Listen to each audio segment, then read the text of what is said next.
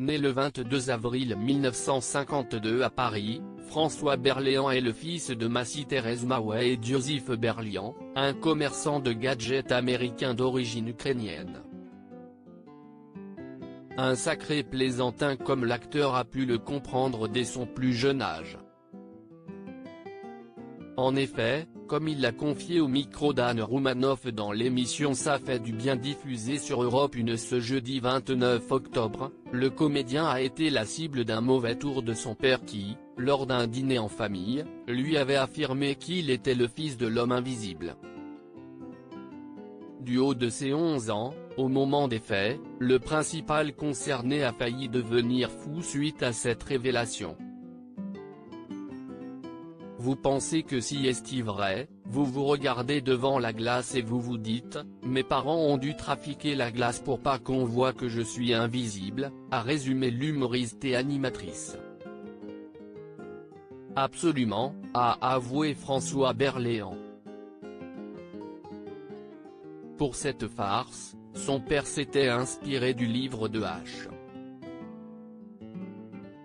G. Wells de 1897 titré L'homme invisible, qui fut ensuite adapté en série du 8 septembre 1975 au 26 janvier 1976 avec, en vedette, David McCollum dans la peau du docteur Daniel Westin qui, avec sa femme Kate, campée par Melinda O. a mis au point une machine capable de rendre les choses invisibles alors qu'il travaillait d'abord sur un projet de téléportation.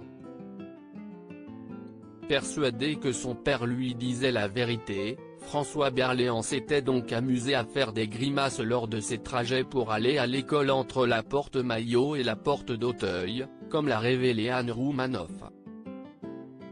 Sans que les passagers autour de lui ne le recadrent. François Berléand, j'ai décidé de rire de tout. Ce fut finalement avec l'aide d'un psychologue que François Berléand a compris avoir été victime d'une supercherie. Il me dit, trouve une ville. Et on y va, s'est-il rappelé, alors que son psychologue lui affirmait que les miroirs parisiens étaient truqués. Dès lors, le compagnon de l'actrice Alexia Stresi a choisi de se lancer dans une expédition jusqu'à Compiègne. Je suis sorti de voiture. Je fais tous les magasins de la rue principale de Compiègne et je me vois. Je reviens et je me mets à pleurer tout ce que je peux dans la voiture.